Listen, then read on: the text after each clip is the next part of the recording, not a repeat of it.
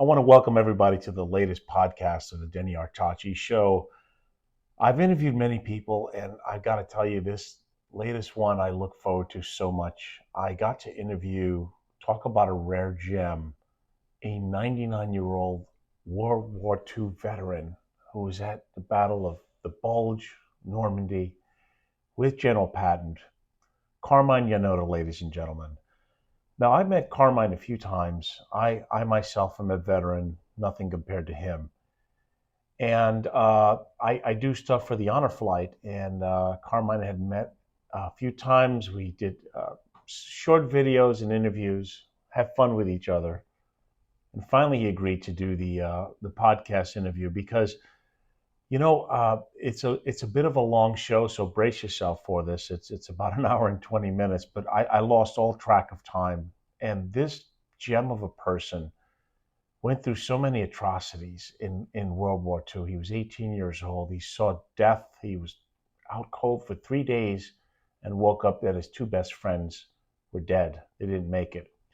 He doesn't consider himself a hero, which is amazing, right? But in spite of it all, in spite of him including rescuing Holocaust survivors, literally showing up, taking pictures, helping them, it touched him so much that he took all this negative atrocity that happened and he witnessed and made a beautiful life for himself.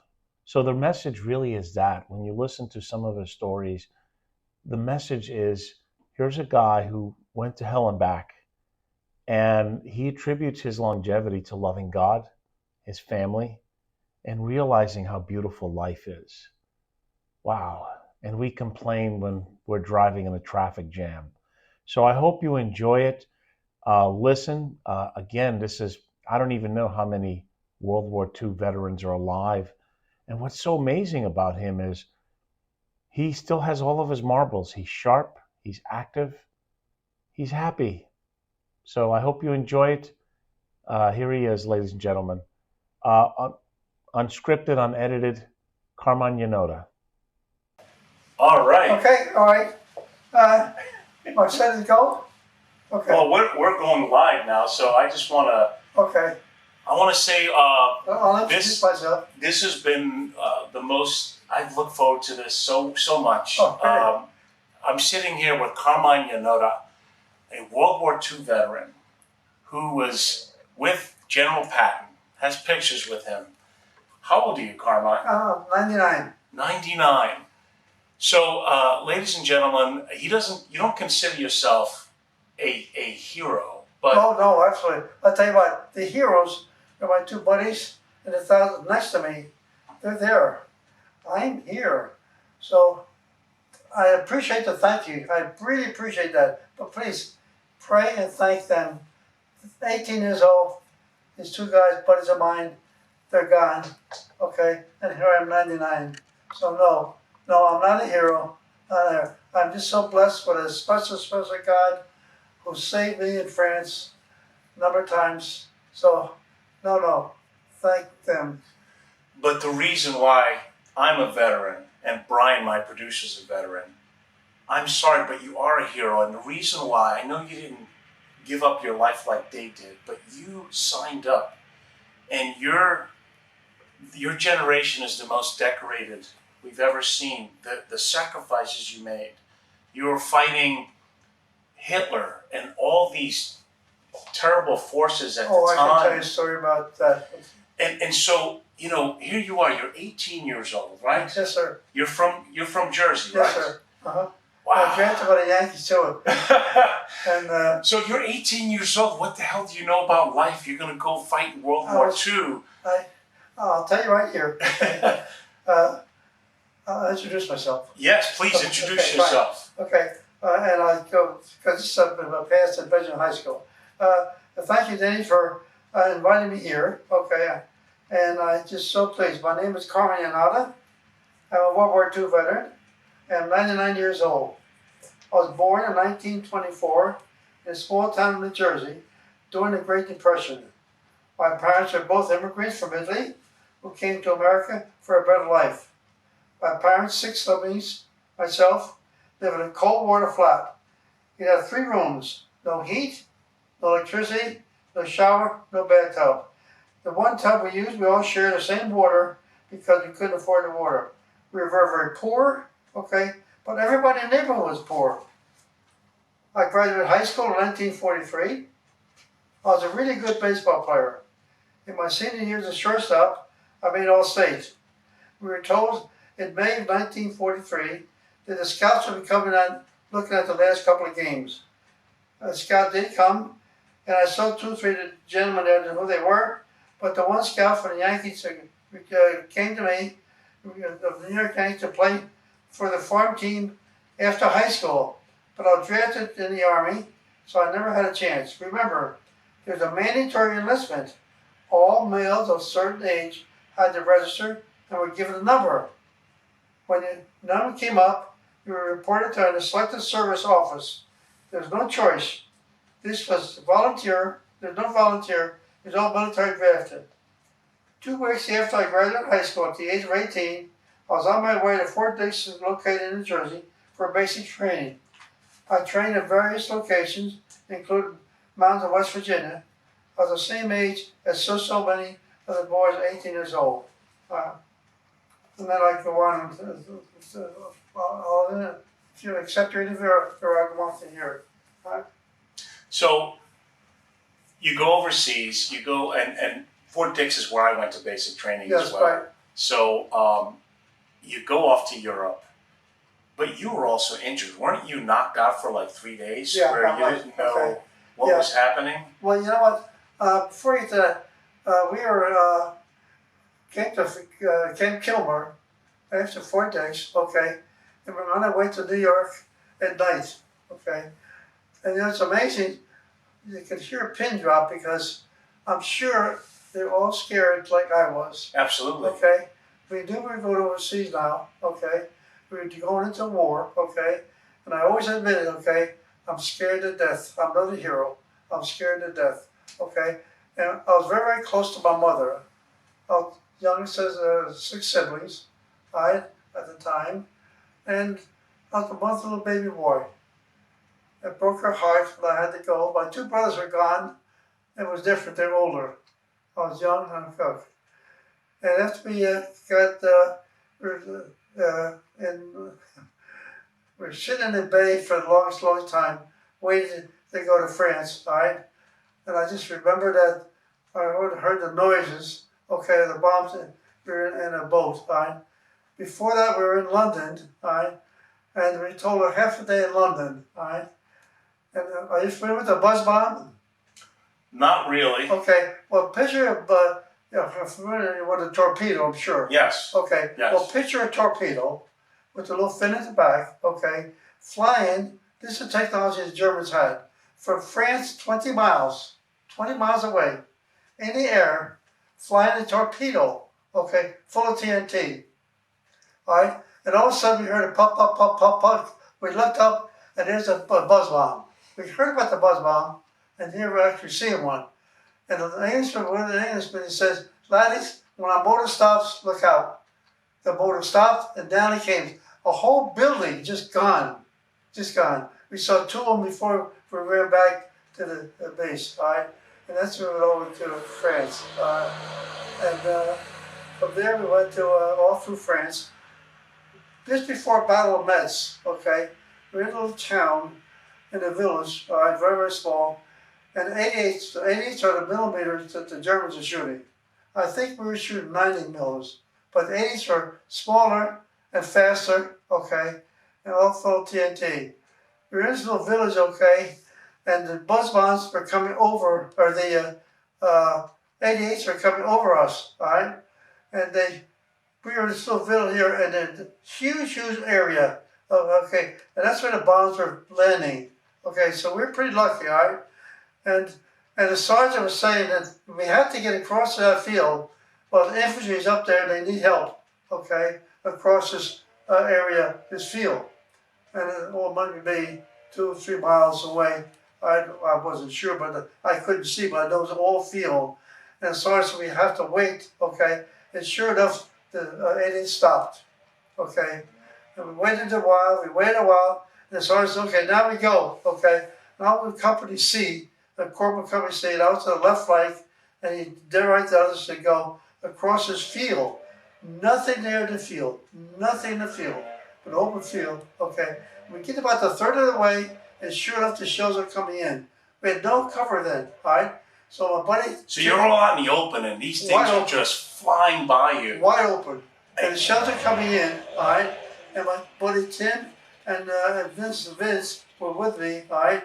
We ran, and we looked for shelter. I found a little hole, and they came behind me. I jumped in the hole, and my right shoulder, I remember I hit my right shoulder, okay? And once I did that, I passed out. I was just unconscious, didn't know. Now after that, I had no idea, but this is what I was told after that, okay? Well, I was knocked out there, okay?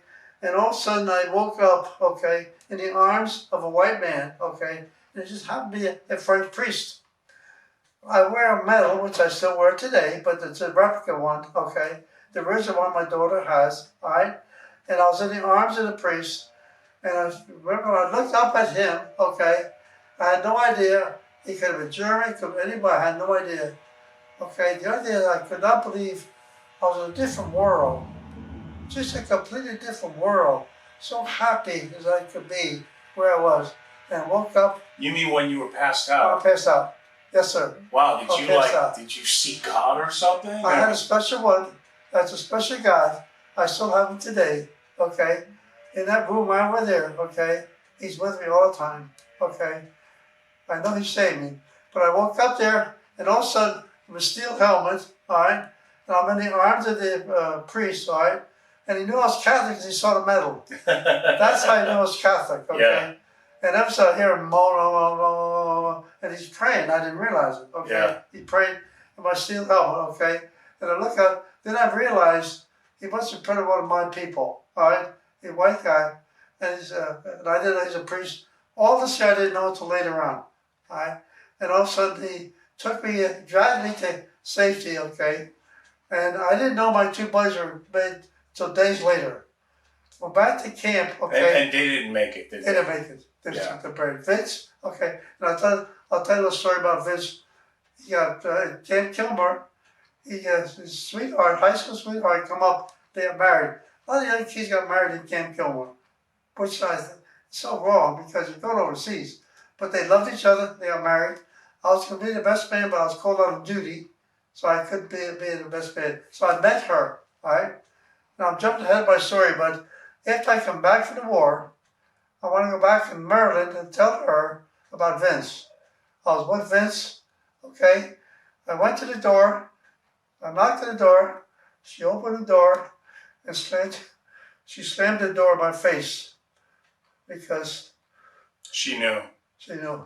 Yeah. And here I am. I am commanding the service and Vince is older, okay? And she wouldn't even talk to me. For 30 seconds, or maybe not less, I was just so hurt. But then as I walked away, I went to the local bar, had a few drinks, okay, and I knew Vince was gone, and here I am at that age going, all right.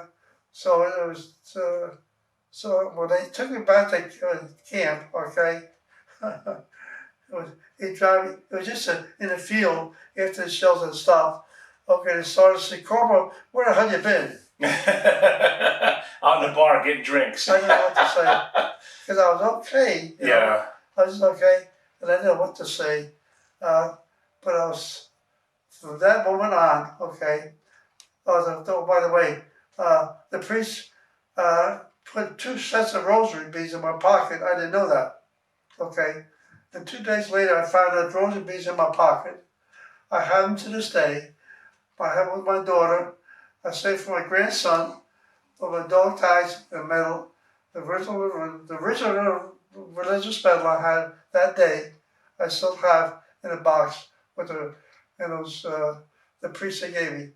Never knew him after that. He evidently was telling the story to the sergeant, and that's when the sergeant realized what I had gone through. And that's when later I found out that Vince and Tim didn't make it. All right. You know, your generation, out of obligation, love for country, went overseas. Even though you were drafted, you didn't have a choice. You're right.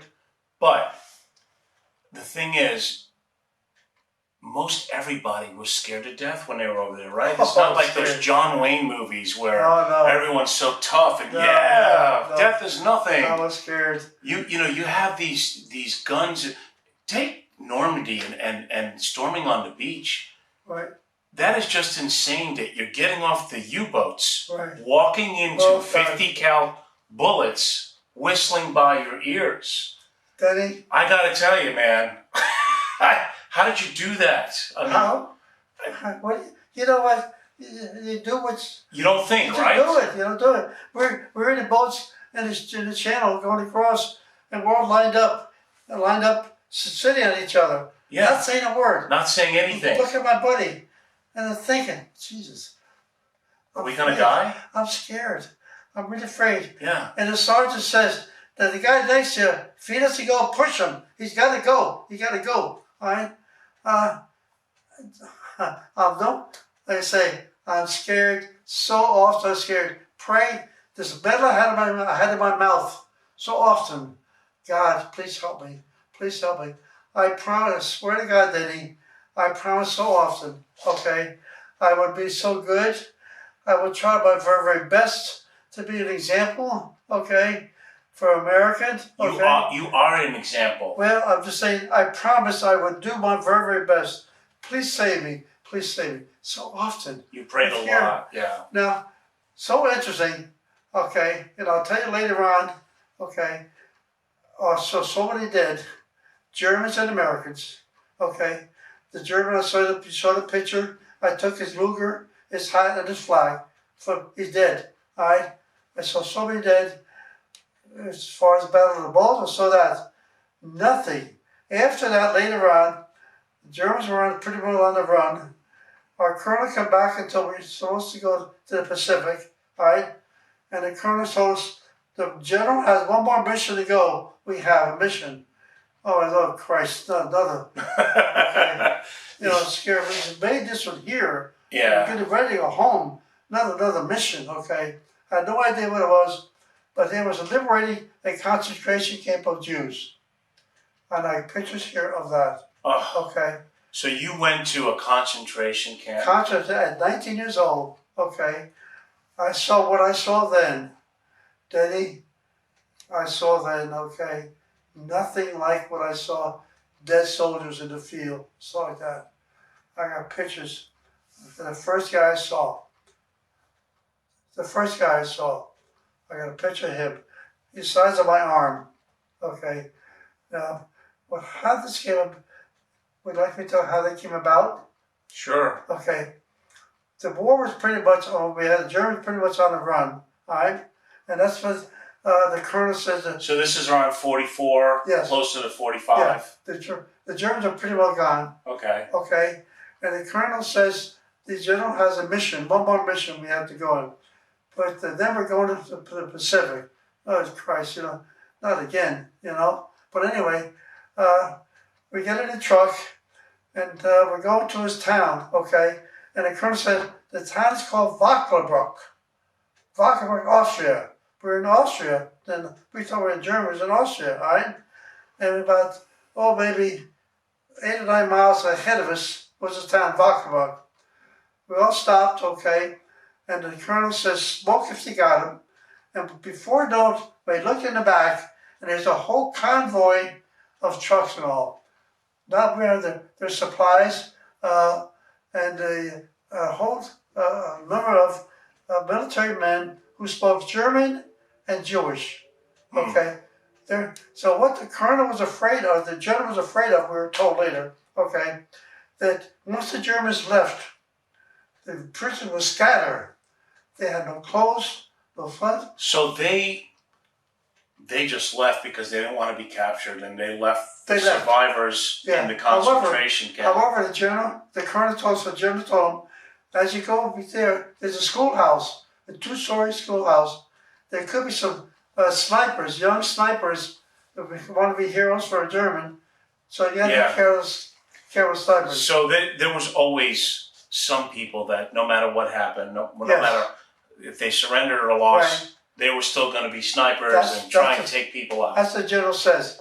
So he went back, he said, well, we smoke if you got it. You know, going back and talk to the general and the staff on what the plans will be. So he came down shortly after, okay. We're all sitting along the street, the road, okay. And he said, all right, Company C, now Corporal Company C, is take the left flank and direct us where to go. What we planned was kind of surround halfway and see if we can, if they're there, we get them to first, okay. Okay. So with a truck, we're trucked all the way in with about a mile of the Wackerbrook, all right? And when you have your helmet on, full field pack, the only part that's exposed to you really is your legs. Normally the hoofs that get covered are kind of rounded, all right? And they're kind of rounded somewhat. Hi, Dave. Hey, Dave, how are you? How are you? Get a chair behind you. I'm sorry I'm late. That's all right. Chair. In the hallway. To the right. Anyway, so the colonel told us to get in the truck. We are Dale's truck. Within about a mile of the thing, then we had to crawl, just to be sure. So we're crawling there, okay, and sure enough there, okay, I was pretty much in charge of my group here. And we looked around the corner, and sure enough, I see the two-story house. Okay, so now we're not sure, okay?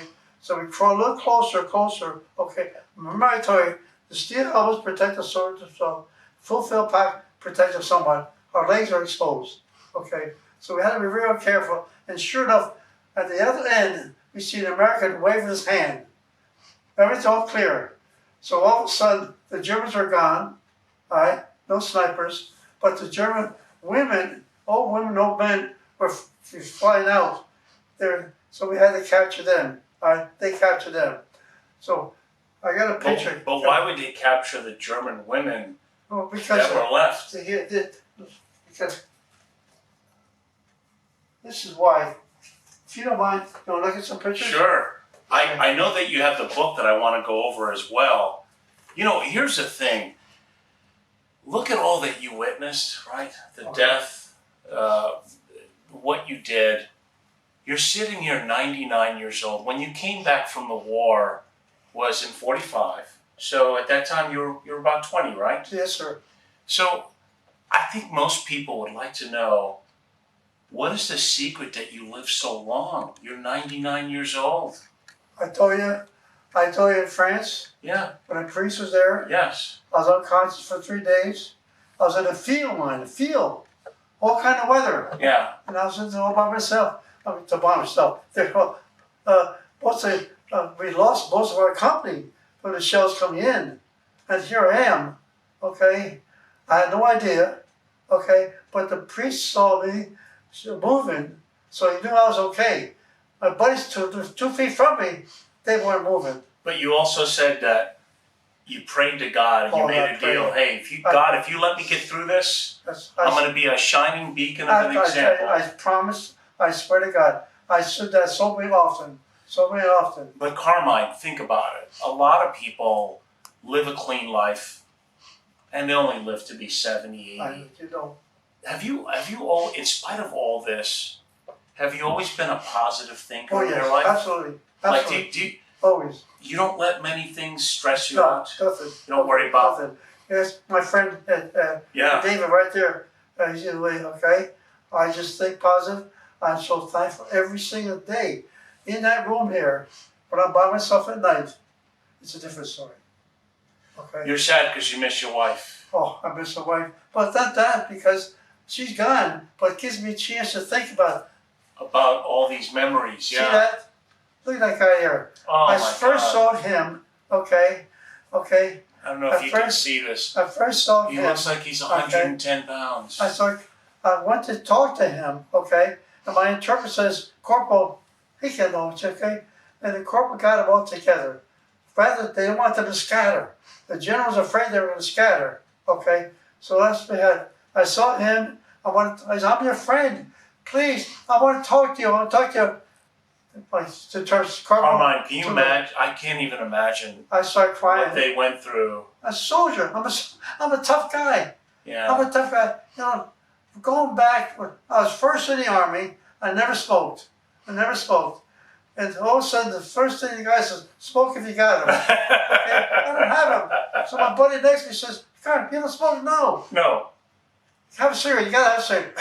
Did you have one? He says, I did. He says, you want to be a tough soldier? You got to smoke. So here, I'm a tough soldier, and I see that there, I'm like a baby. Like a baby. That's you and this guy, huh? Yeah. All right. Wow. Now that's it's all pile of dirt. Looks like a pile of dirt, right? Oh okay. my God. That's a gas chamber. Okay. That's as I crawled away from him. Okay, because the interpreter told me to leave him alone. All right. We were told by the special service, don't bother this person because they may have disease or whatever. We're there just to be as guard or security. That's the only reason for it. So I'm looking at that out there, and that's a gas chamber. Now to the left of that gas chamber is where there's a crevice. They're all lined up, going into the door. Going into the door. All right, and I'll show you at the other end is where they come out. All right. These pictures are just. There's about the second or third girl in that line. Okay, she had no clothes on, no breasts, no breasts. Her breasts exposed. I'm looking at her and she's staring at me. I'm one of you. I'm your friend. I'm your friend. She kept staring. My interpreter says, Corporal, she had no idea what you're saying. I broke down, seeing her as I'm thinking I'm their enemy, and here I'm trying to plead with her. Okay, it was just a fight I really couldn't handle. Now, back then.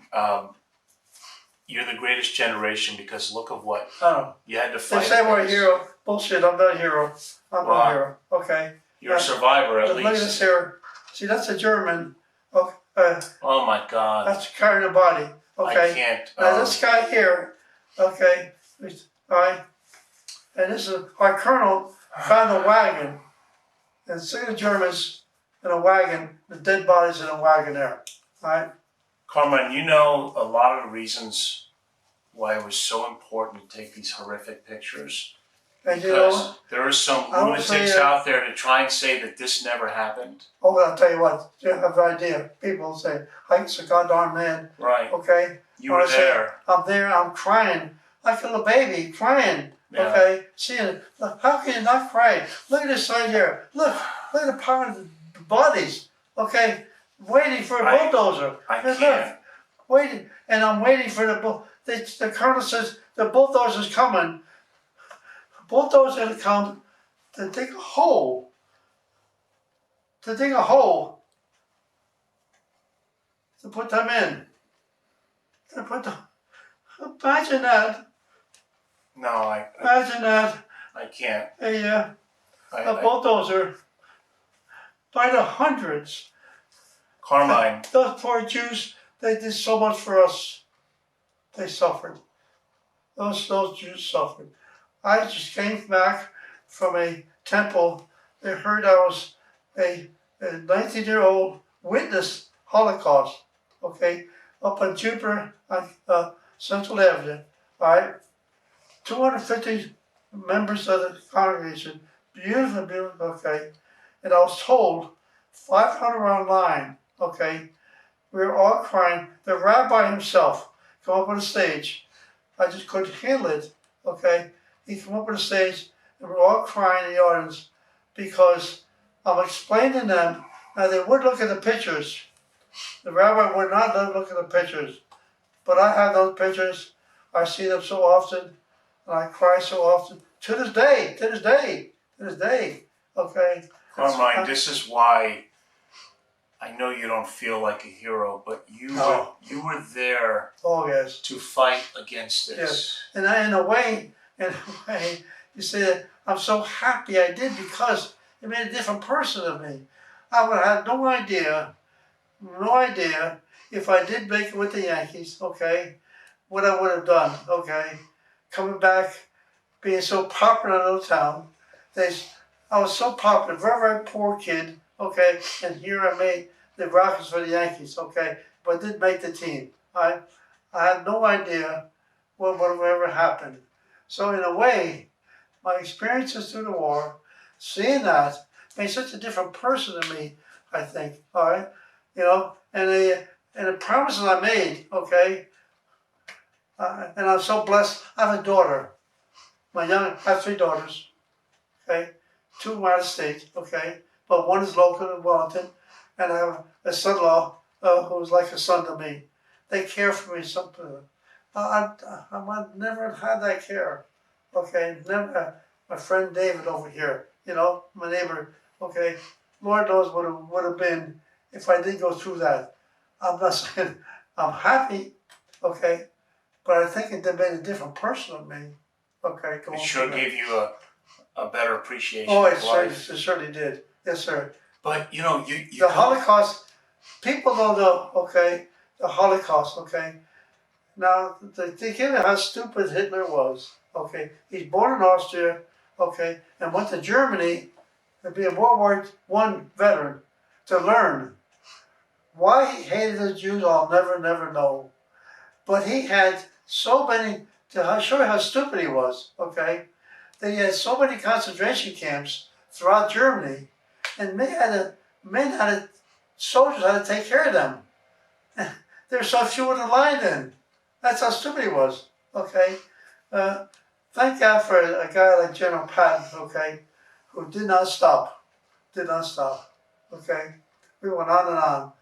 People say a lot of things about him, but one thing, okay, I remember him, okay, at Battle of the Bulge, and I think I said this to you before, okay? When he went to God for help. The weather was so bad. He couldn't do anything, but he was dead. He couldn't move. Okay, couldn't move. And yet, he went to God, to the chaplain, I want a prayer. You see the prayer. Where did he go to God? As tough as he is, he went to God for help. And God did help him. So I'm not saying I'm a religious guy. I'm not saying you should be. I say, don't believe in a God. He's my God. We were fighting Antichrist and Hitler and the forces to be. And this is why World War II was just unbelievably important. We wouldn't have the life. The world wouldn't be where we are. Danny, so few people just said that. Now, I want to tell you something. I told you about the buzz bombs, right? Yeah. Okay. Now, the technology of the Germans so advanced. They were. Now, could you picture a torpedo? Torpedo the side, torpedo up in the air, 20 miles. You could almost see German, almost see them. Now, if they had invaded France before we did, it would have been a different world. Okay? But, like I said before, he hated Jews so much. He hated them. He was the ultimate demagogue. Oh, yes. He took whatever failures they were having, he blamed it on the Jews. When the Jews did did so much, they had businesses, they had a great culture, they were a peaceful nation. And that's why they're God's chosen people, and that's why they've been persecuted I'll tell you what, more than any other race out there. Denny, I wish people would give those poor Jews that were buried with a bulldozer what they had done for us. Because, mind you, Hitler spent so much time concentrating on them, okay, and ignored us. Those are the ones who suffered. Those are the ones, those poor Jews, okay? Anybody who criticized the Jews, I'll tell you what, I'd kick their butt in a second, okay? Those are the ones who sacrificed for us. My buddies next to me, what they did, and here I am talking, my good friend Denny, okay, you know. Well, you know, again, I admire you so much because you are still here. You get back from the war, you see all these atrocities. Mm-hmm. That had to have screwed you up for a while. Well, when I come out of the Army, like I said, I went to Indiana. The Yanks sent me there. So you're still trying to be in the Yankees at this point. Oh yeah. So you're back. Oh yeah, come back. The Yanks, because I was drafted by them. Sure. They said, what position did you play? A shortstop. Shortstop, huh? But I was there 2 hours. I couldn't throw from here to there because I hurt my shoulder. Okay. They says, come back in a year after you get surgery. I never had the surgery done. Okay. But from then on, I was so depressed. My poor mother, what she went through, I slept all day. and drank at night. Okay, didn't bother anybody. I went to a local nightclub. I sat there, and the singer came down there, and she took my money. It was okay, you know. And I ended up finally had no money, and guess what? I met the most beautiful girl in the world. Your wife? 65 years we're together. 65 years. That's what did it. Right. So you think, along with God, oh yes, it was your beautiful wife that gave life to the beginning. I had such a perfect marriage. Such a perfect marriage. I mean, I hear different stories about marriage, stuff like that, you know. My daughters, 3 daughters, okay? 2 of them divorced. 2 are divorced, but the second marriage was the best. Yeah. The second one was outstanding. See, your generation didn't really believe in divorce, did they? Oh, no. Oh, my God. Like, if you got divorced, it was like, whoa, what's wrong with them? Never heard it. I didn't know anybody to divorce, except my wife. She was divorced. She was divorced before she met you? Yeah, but met me. Okay. I can tell you a fast story, okay? Being a ball player. Maybe Carmine had a lot more going than we realized back then. I saw some.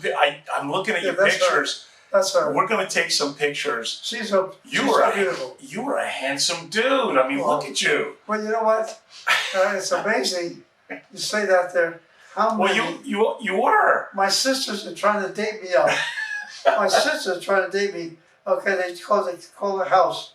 Okay, want to date.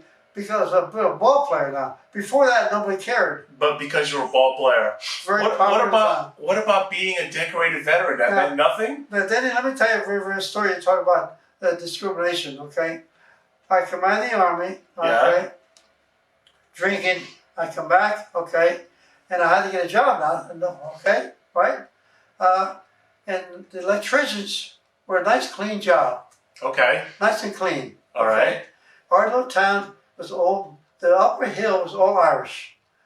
The town mayor was Irish. The council was Irish. The police were Irish. The firemen were Irish. All Irish. The carpenters were Irish. Okay. The electricians were Irish. All right. So now I want to be an electrician because nice and clean. So Mr. Hearn knew me because of being so popular in the town. Okay. So I went to Mr. Hearn. Mr. Hearn, I want to be an electrician. Carmine, you can't be an electrician. Why not? Because you're Italian. True story. The exact words. Carmen, you can't be because you're Italian. You have to be a mason. Masons were Italian then. A mason's a dirty job. Oh, right. Dirty. Laying the bricks and everything else. Oh, of course. So I became a mason. I had to get a job. You were typecasted. Oh, yeah. And that's when I met my wife, okay? I never had a date before. I met her. Wait, well, how did you meet her? I had a blind date. All right, so somebody set you up. Oh, well, I had a date myself, but it wasn't a date. My buddy's girlfriend wanted to go to a dance. Okay, so you all went together? We all went together. And she's a good friend of mine. So I went, and I saw her. They were at the table. They were telling me stories. They're at the table talking about, where did you see Carmine? That she didn't name, my name is Carmine because the school teacher changed my name from Carmine to Carmen. School teacher changed my name. Oh, okay. My real name is Carmine, but they all through said it was Carmen. Yeah, you two. Your wife was beautiful too. She looks like Rita Hayworth. So anyway, she's coming in. Okay. So she got you as soon as you saw her, right? She says, "Well, they're talking about me at the table." She's at the table on her blind date. Oh, really? For 9 months, she's never been to this way because they were just a disgrace to divorced people. And she married this quarterback from high school. Okay. Very, very wealthy kid. Okay, it didn't work out, obviously. All right? But anyway, they're talking at the table about me being a ball player, crew cut haircut, good looking. And guess what? He's got no girlfriend. So they didn't mention that you just came back from World War II? No. They cared that you were a ball player. The war was never mentioned for 70 plus years. You know, you said that to me, and I find that really interesting. So not one person. Nobody talked about the war when you got back. I told my brothers, right? Yeah. I didn't know my brother had malaria. I didn't know my other brother's a corporal in the medical corps. Why do you think... My sisters had to tell me that later. Why do you think that they didn't talk about the war? Well, because everybody's in war. So it was no big deal? No big deal. And everybody, the women worked in the factory, and in order to get gas, okay, coupon for gas, you had to work in the factory. Everybody did their share. You have no idea what America was like. Well, I want to ask you about that because, we live in a time where there's just, what happened to patriotism, loving your country? Right. And I think back then they had more of a small town attitude. Everybody kind of helped each other. Oh, sure. They looked out for each other. Right. If you were trouble, everyone kind of knew, and they circled the wagons and said, stay away from this person. But it seems that a lot of patriotism has been lost, and I wish we could get it back. Oh, yeah, never. You'll never get it back, then. You'll never get back what we had then, okay? Then you get a handshake deal, okay? That's a deal. You don't need a lawyer. Right. Okay? Yeah. I'll tell you a real fast story about my brother-in-law, okay, from New Jersey. He saw some property in North Carolina on the water. He's a boatsman, okay? And we saw this little land, okay, and there's a for sale sign on it. So I went to the owner and told, I'm very interested in property, okay? They talked about the deal and stuff like that, all right? And all of a sudden he says, my brother says, let's go to town and get a lawyer. We get the paperwork. What do you need a lawyer for? Well, give me that hand. He says, give me that hand. Well, my brother-in-law was afraid. Okay, but if you want a property, let me tell you something. You know what I said? I know what you said. That's all we need. We don't need a lawyer. That's what he bought the property then with a handshake. That's how it was years ago. I think what it is your generation was a lot less self-absorbed than right now. There's too many people are thinking about me. It's all about me. Yeah. You grew up in a generation that was about service. Right. That's why they love. Are we a perfect nation? Absolutely not. We have a terrible history with slavery, with a lot of things, the Indian. But I think the majority back then did believe in God. That's another thing too. Oh, sure. I don't like the fact that they dispel God as if it's a bad thing. It's not like you're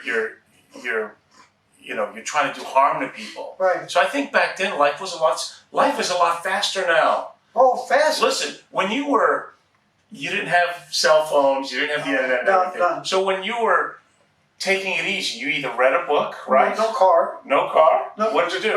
I didn't read a book. I'll tell you. You chased girls. No girls. No, I didn't girls, okay? I don't play baseball. You wanted to play baseball? I wanted to play. My godfather was a saxophone player. Oh, okay. I told my mother, hey, Mom, I want to play sax. You play sax. You play baseball. You want to, what do you play sax? You play baseball all the time, play baseball. So what happened? Okay, you didn't make it to the Yankees, yes, right? Right. So then what did you do? I started drinking. My poor mother, I'll tell you. Wait a minute. That's the secret of living to 99? Drinking as much as you want to? I was so depressed. I didn't make it. So you didn't follow... Listen, Carmine, part of this interview is... I love your history, but you didn't follow a special diet. What I gathered from you, my takeaway from you is, in spite of the atrocities, you remained a positive person. You believed in God. Oh, yes, absolutely. You didn't think too much about things, but yet you were drinking earlier. Thank God wants to look after me while I'm drinking. Thank God had to. How long in your life were you drinking? Maybe I ran out of money. I had no money. Well, good thing that you would have kept drinking. Money, and I went to there's a nightclub not too far away. So now we're in the 50s, right? Yeah. By this time you married your wife, yes? Right, yes. Okay. So you have your kids. Right. You what did you do for work? Mason. Mason, okay. And I'll tell you what, I did so well, because I wanted to. This was in Jersey. In Jersey. Also, then I joined the union. Okay, I made some good money being in the union party. When I got married, my wife did not work. I said I had 3 girls, her 2 girls and mine.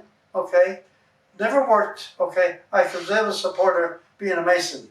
I never regret the delegates saying, you can't be an electrician. You can't be. I was building buildings. See, today they'd be protesting with signs. Oh, yeah. But you know what?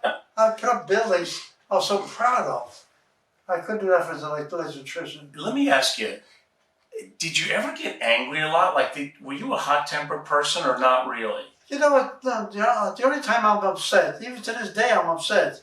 Okay, let me give a simple example right outside this door here. Yeah. Okay, a pretty good friend of mine, and why he brought politics. I hate politics, by the way. I do too. And yeah. religion. There's two things you don't talk about to anybody unless you know the person. Exactly. That's religion and politics. and politics. You don't talk. Okay. Yeah. Now he's outside. Pretty good friend of mine. He said, Carmine, you know what? I want to tell you something, okay? He says, if we had a war today, you're going to find the Republicans will go fight for the country, but the Democrats will not. I'm not telling you what I said in language, okay? But you're talking to a GI resident. You're talking to one. How can you say that? Okay? The idea was how some mentality is today. Yes. Okay? Years ago, no matter what Jew, Italian, whatever, you shook your hands, you went to bed together, okay? You went on a pot, okay? Whatever. My first lieutenant of my company, Lieutenant Sparrow. He's a professor at CCNY New York. He's my professor. He's my lieutenant, okay? Hated the war.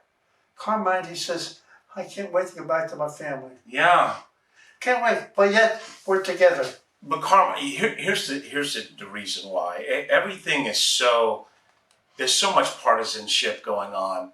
And, you know, back then, they used to teach creative thinking and logical thinking. Mm-hmm. Today, if your favorite talking head says something without saying, well, that doesn't really make sense to me, people accept it. Oh, yeah. And the master politicians have us, because they don't want us to be together. They want us to be divided. Right. Because we're easier manipulated. Right. I think back then, people thought more. Right. If something didn't make sense, like, for example, why is it evil to have a different opinion from someone? Of course. We're all different. They used to embrace the differences. Oh, you're from where? And you think, oh, great. Remember World War II. Democracy. Yeah. Democracy.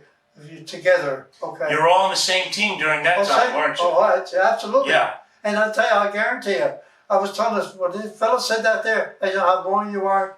I will guarantee you, if we had it wrong today, every single party, no matter what, they forget about the party, you're together.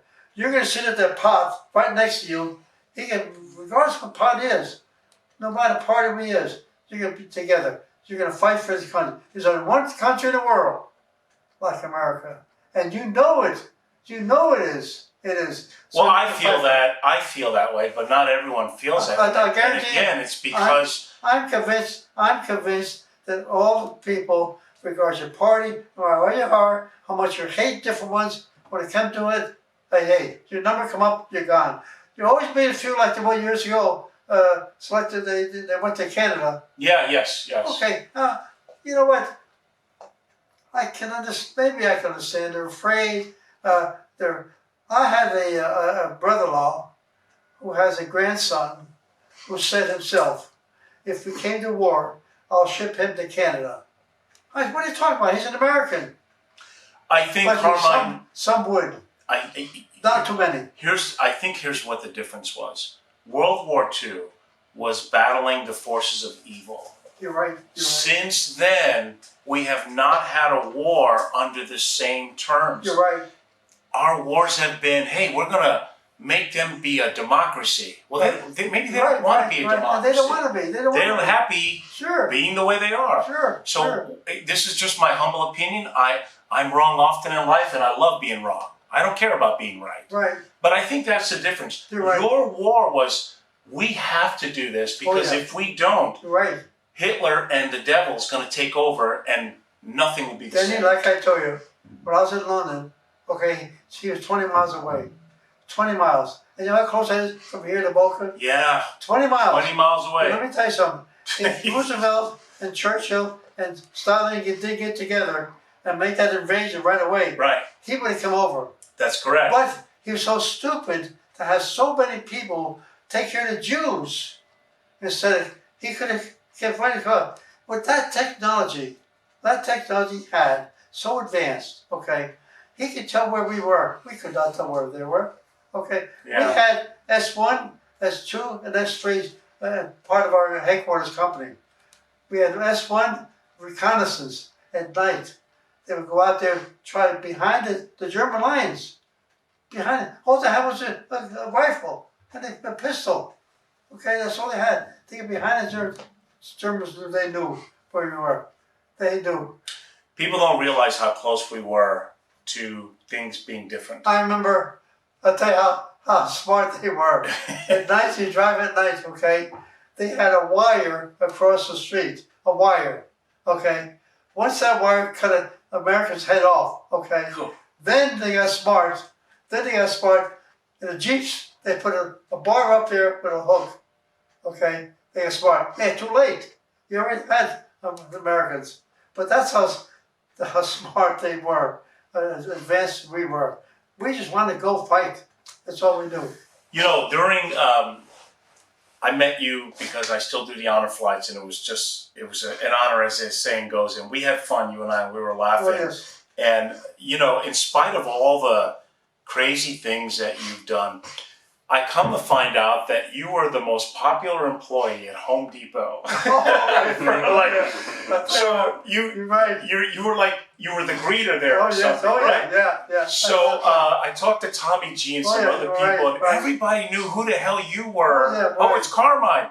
So then you stopped working there because the VA, in their infinite wisdom, says, hey, if you keep working there, we're going to cut out of your benefits. Right. They did cut them out. They did cut them out, right? Yeah. What is that about? I mean, they were afraid you were making too much money? You don't make the money. Well, in fact, it's a true story. Okay, somebody asked me a while back, how much because he wants to work at Home Depot. Okay. How much do you get? You know what? I swear to God, I'm not sure. You're not sure what you make, right? Sure. That day, I went into the office and asked, okay, how much I could make. Okay, I'm making $8 an hour. That was the limit. You couldn't make more than that. No, who cares? Okay. I didn't go to work for money. I'm retired. I mean, look, there's only so I don't even see. Do you have a TV here? It's right there. Yeah, okay, there it is. That's Okay. my life. That's my life. Well, there's only so much TV you're going to watch. So, Yeah, no, you know, I think most of my listeners and friends, what drove you to live so long? Like, what are you grateful for? After all the crap hit you, here we're in the 50s, yeah. I'm grateful for the family I got. Yeah. I'm so grateful. Growing up, very, very poor. I'll tell you how poor, okay? It's just hard to imagine, though, okay? In a cold water flat. 3 girls, and I'm the youngest of 3 boys. In one little room, that's a large room. That's a large room. You grew up with all 6 of you there like that. One room. My mother and father's the other room, and it was in the kitchen. Okay, no heat, no electricity. Try that with a teenager these days. At 5 o'clock when it got dark, okay, you went to bed.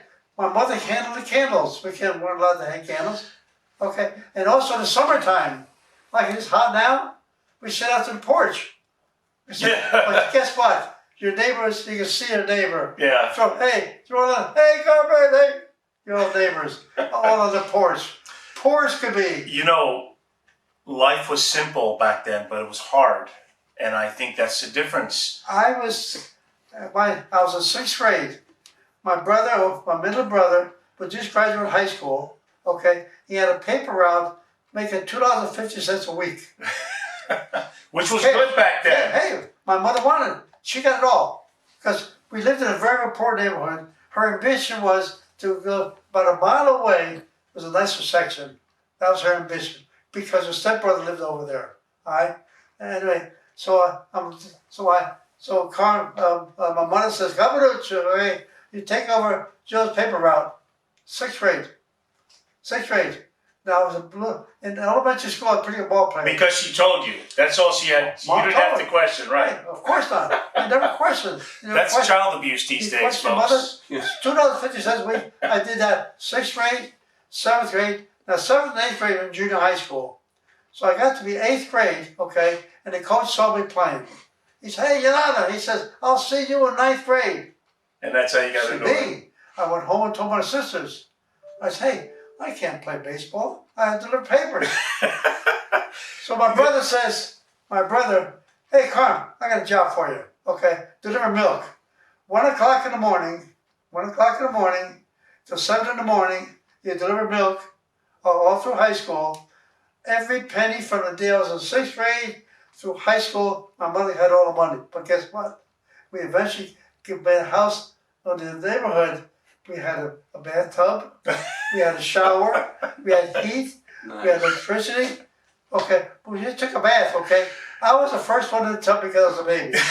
Okay, big tub of water. My brothers had after me the same water. Okay. Have you ever had any serious health issues in your life? Not to my knowledge. We had mind you, all the children were born at a what do you call it? I think a mother. She was a nurse.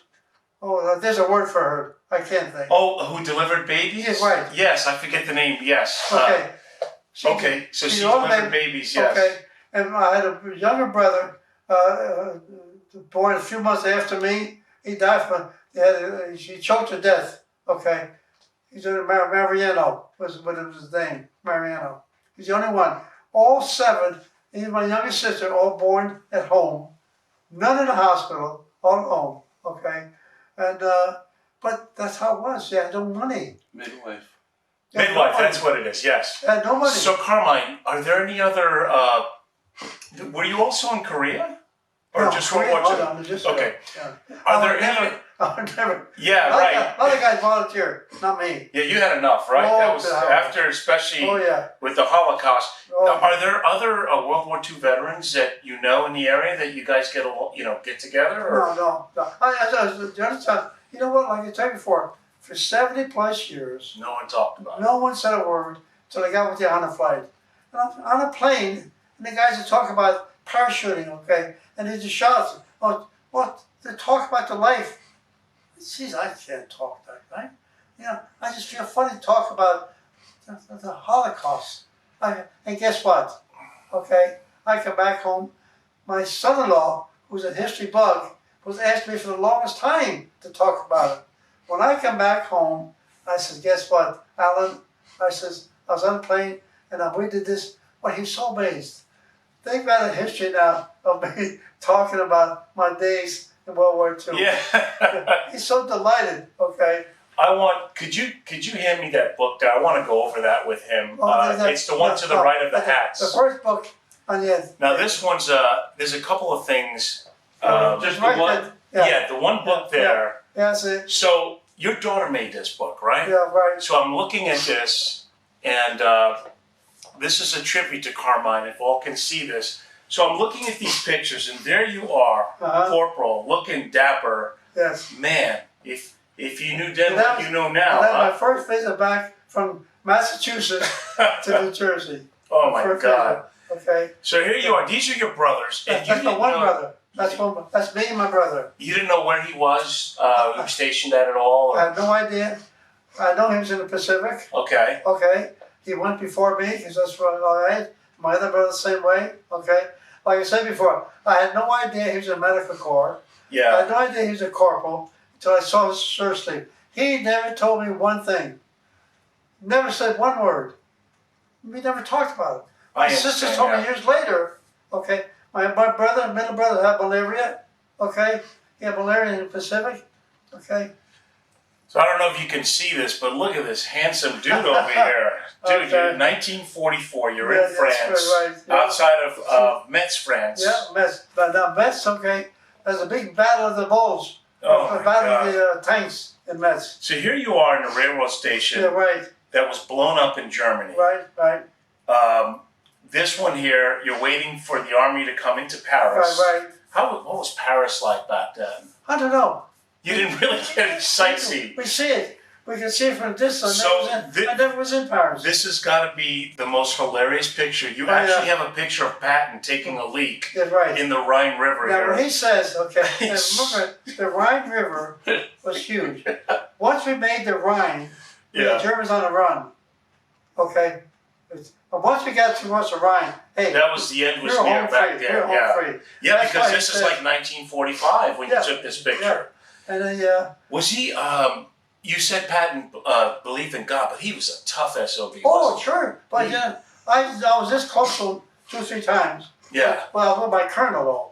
I never talked to him. Of course not. No, okay? I was with my colonel. So here you are, this that picture there, okay, I took from a dead, I think you can see it as well. A dead German officer. Yeah. His hat, they had fancy hats on. They had very, very fancy hats. He actually had an SS swastika flag. Oh, yeah, oh, sure. And also I took a German how Luger. demented they were. I took a German Luger from him.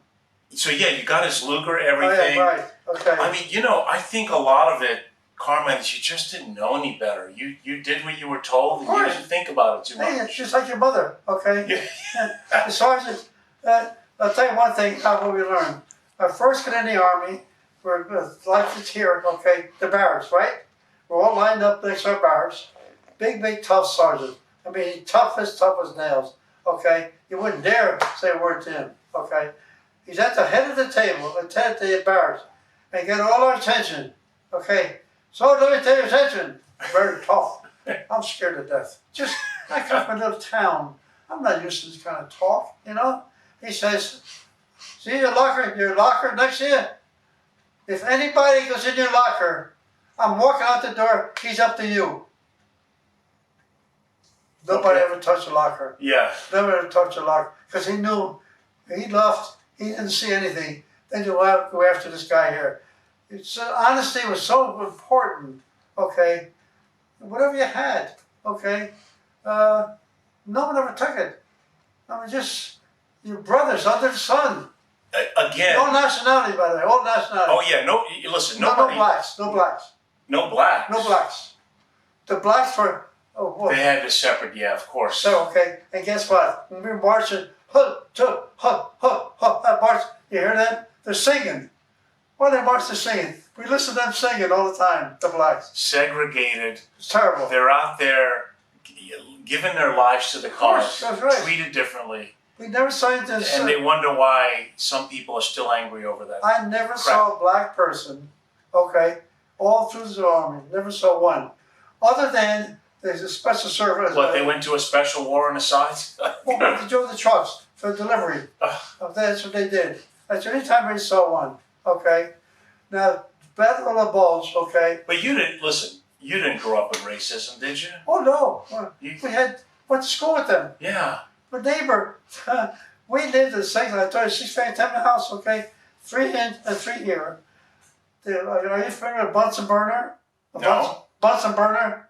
A Bunsen burner in school is about this thick little gas flame. In lab? Okay. Oh, okay. Oh, I see. Okay, Yeah. Okay.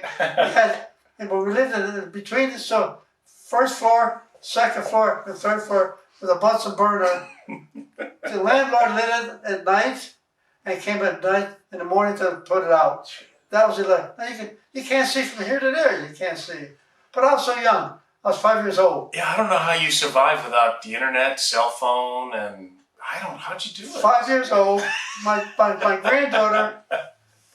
My granddaughter will be 5 years old the next week. I'll go to a little party with her. 5 years old.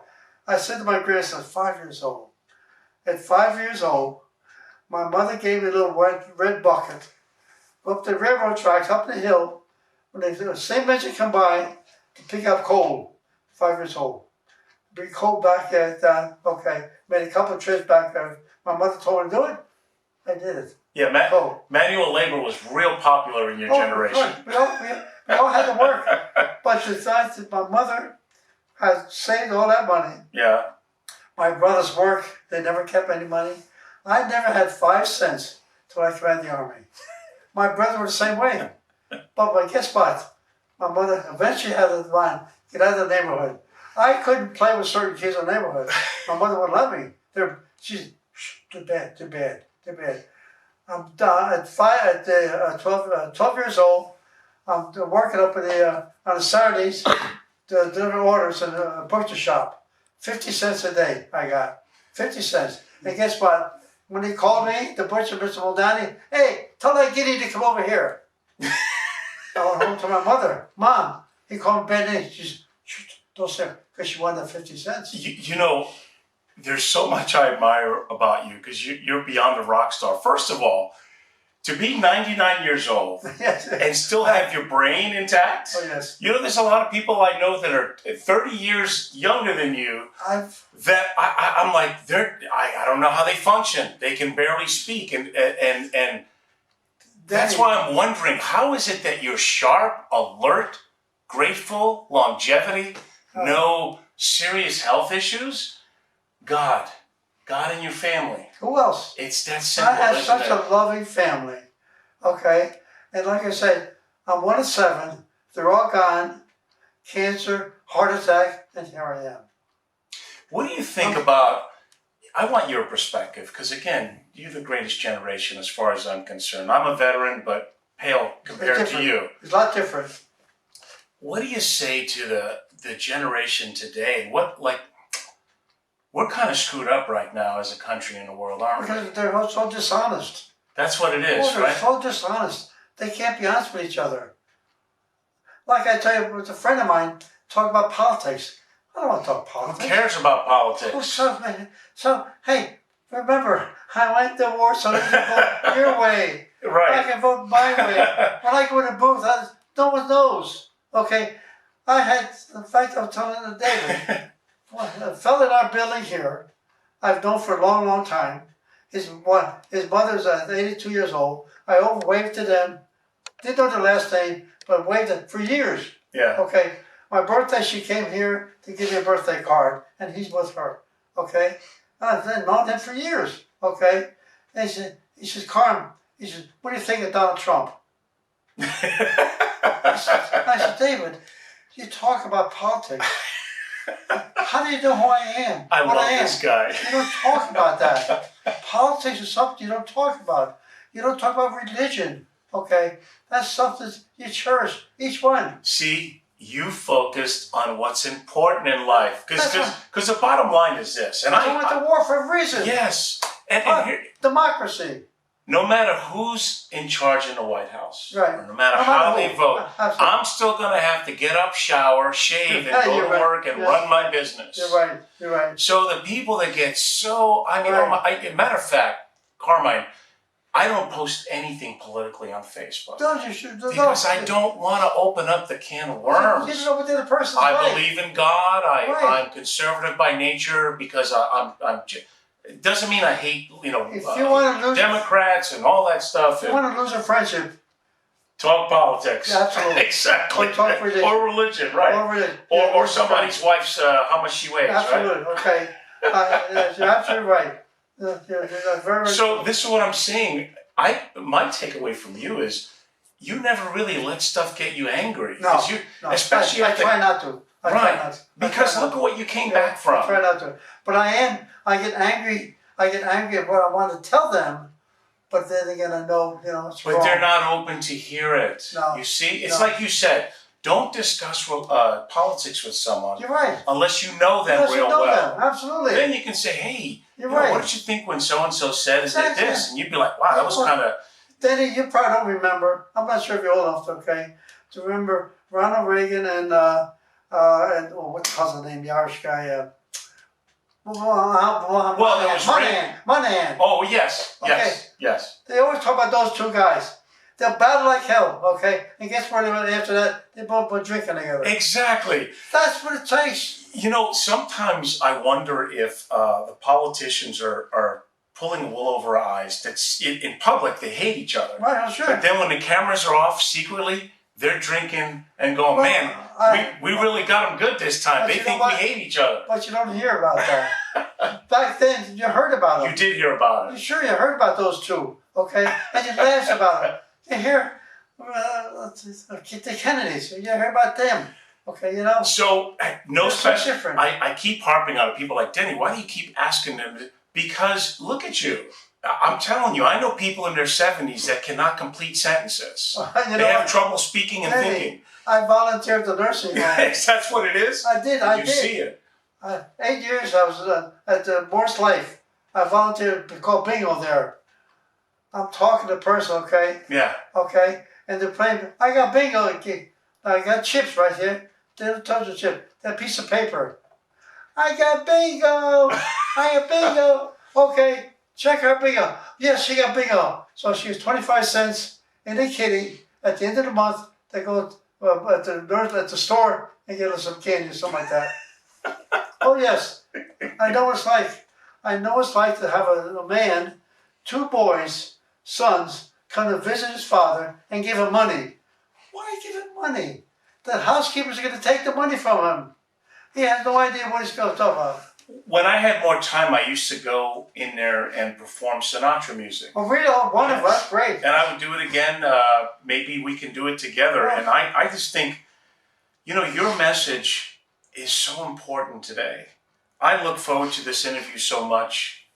I've done a lot of great things in my life. I've met all kinds of people, and I'm always working on myself. For me. Right. Because I know that if I can be a better person, you're right, and not be so self-absorbed or self-centered, it rubs off. And we can spread that love around. Maybe there'll be less divisiveness and hatred. I don't care where someone's from or if they're different. Right. Let's talk about it. Let's laugh about it. Of course, absolutely. God knows I don't want people to be like me. I don't like being me most of the time. You know what? It's so interesting. It's such a wonderful life. It is. Oh, I'll tell you, I have no idea. When I'm with my family, I'm with my family. In fact, my daughter just yesterday called me. Okay, she had a birthday party for me. Okay, she asked me what I want. I said, Kim, I'll tell you what. You and Alan, Kevin, my grandson, my grandson, and John. Okay, let's go to McDonald's. That's great. She said, Dad, come on, Dad. So they took me to the Cheesecake Factory. 6 of the okay, and with little little kids. Okay, great grandkids. Yeah. I had a wonderful time. So she called, she said, Dad, we never had a big party for you. I said, Kim, I had my big party. But Dad, we want something big for you. We want this person here and that person. I said, Kim, it's not important. Okay, not important. It's just my family. They're so good to me. Okay. You looking at the refrigerator? Yeah. Okay. You go in that refrigerator, okay, there's food. Okay. That's, I can't even count how many grandkids and great-grandkids I did that. Now, after my wife died, I'm sitting all by myself. And I had a few pictures. So I put a few pictures around, okay? Then I got the idea to put them on a wall. Now, when I go, I'll tell you what, someone got their hands full of those pictures. I love it. They got their hands full of those pictures. Carmine, you really don't have any regrets, do you? Oh, none. I like I said, with the regrets and I always think about the Mr. Ahern with the electrician. I always think about that, but yet how nice it worked out. Did you ever? My daughter says, okay. Yeah. My daughter was divorced. 24 years. They had 4 Hallmark stores. 4. She worked like a devil, and she always said, "See, Dad, I saw you growing up. I saw you." She works 24/7. 4. He was a playboy. He had his Porsche.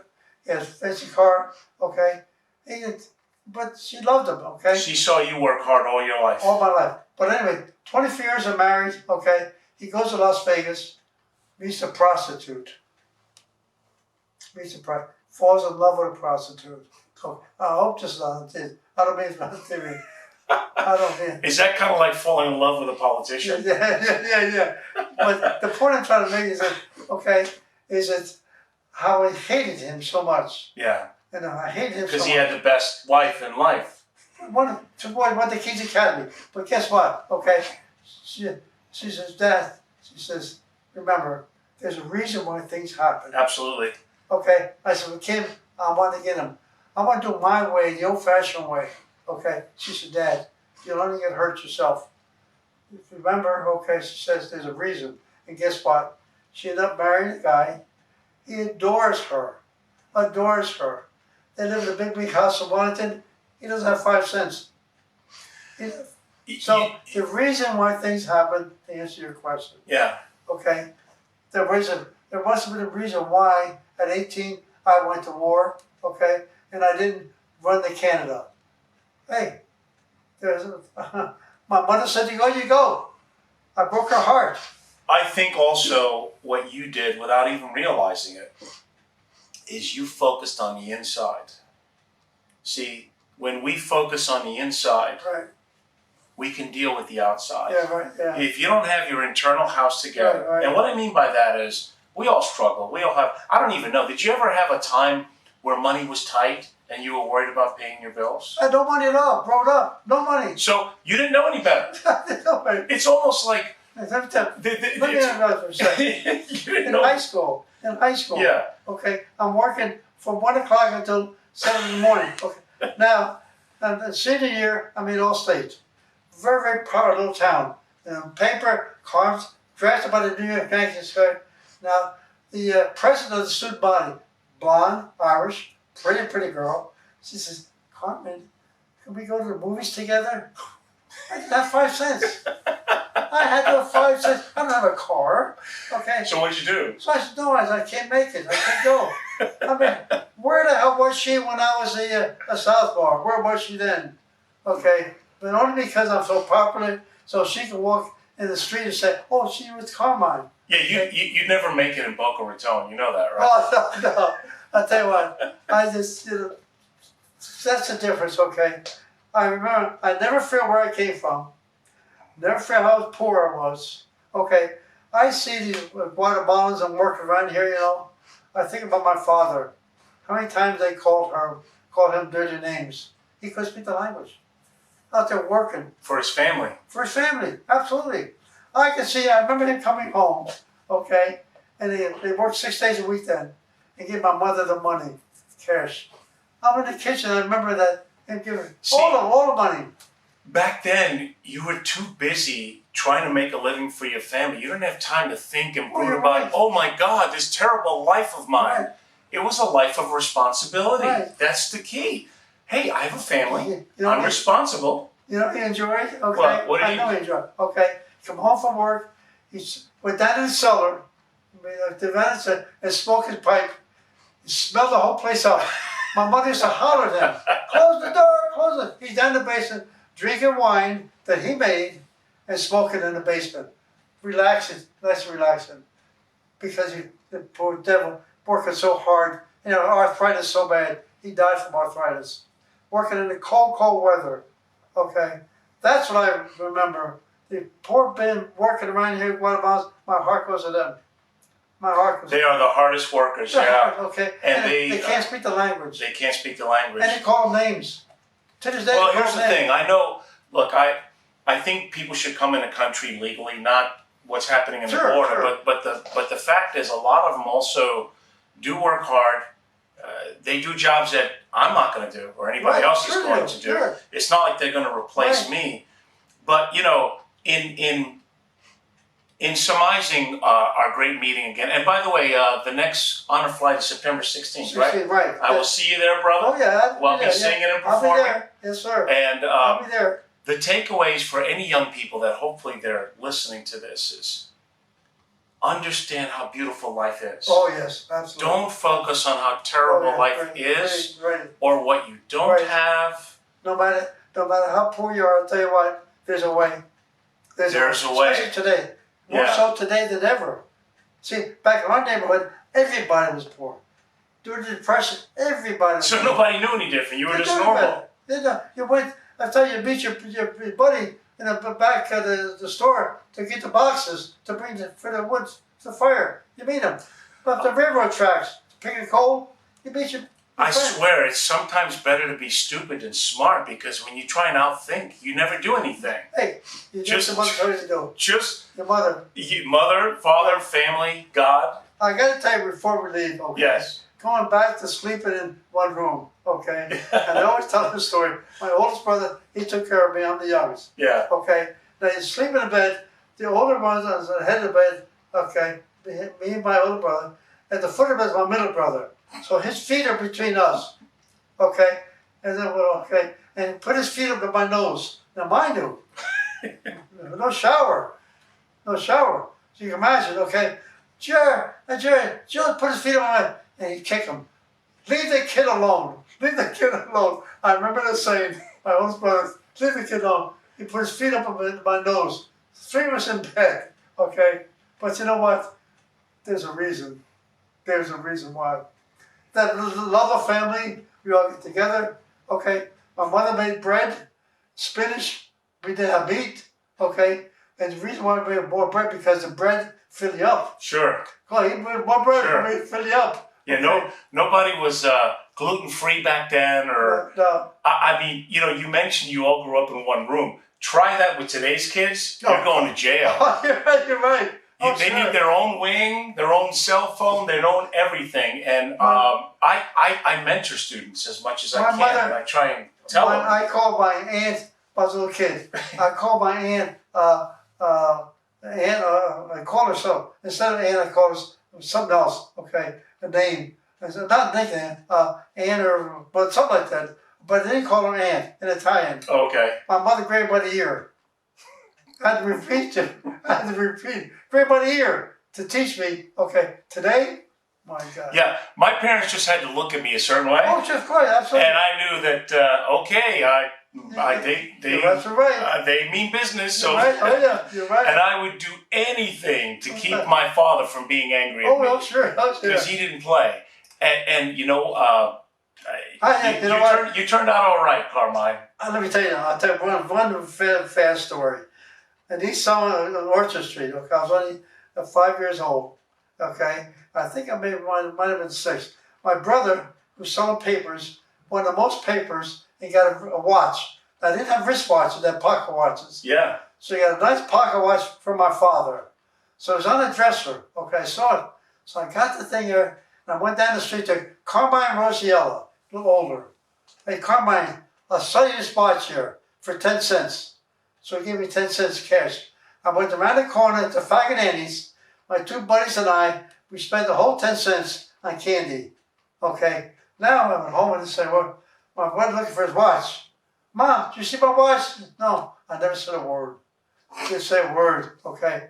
Okay. My mother said, God, where's the watch? I don't know, Mom. I don't know. So she grabbed a hold of me. How about you? Tell the truth. Mom, I started crying. Mom, I sold it to Carmine Rosiella for 10 cents. She had to get 10 cents. I went down the street, bought the watch back, okay? My father heard about it. He wanted to get a hold of me. Never laid a hand before. So I sneaked under the chair so he can't find me because he's a little heavy guy. So he couldn't find me there. My mother's telling him, leave Carmine alone. He's all right. So my mother got me alone, talked to me, said how wrong that is. That belongs to Joe, your brother, and you don't steal, okay, you have to work for it. There's a lesson taught then, at 5 or 6 years old. I stole the watch, but I told him, listen, don't ever steal. You never did it again. You have to go work for it, and I did. So well, thank you, my friend. I thank you so much. I've enjoyed this so much. I think your message is priceless, and I wish more young, older, because you're right. Life is beautiful. Oh, it is. Oh, yeah, absolutely. If you want it to be. Absolutely. If you don't want it to be, it's really not that beautiful. Then it's up to you. Make the choice.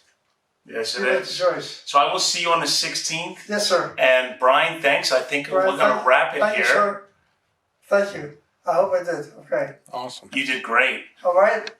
So look at this. This is Carmine's boot camp, 1943, Fort Dix, where I went to school. And then he's got this this special letter and card from Patton himself. And I got to tell you, this is a guy who doesn't think he's a hero, but he is. He's a beacon, shining example of what we'd all like to be in life. How'd you sleep last night?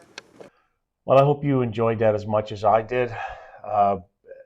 As a reminder, you can catch my YouTube channel, Denny Artachi Show. You can catch this show on all the major podcasts, Spotify, Apple,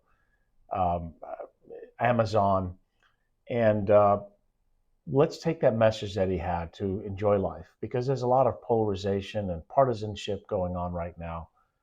And I know that there's more to life than focusing on those negative things. So have a great day. Thanks for tuning in, and we'll see you next time on the Denny Artachi Show.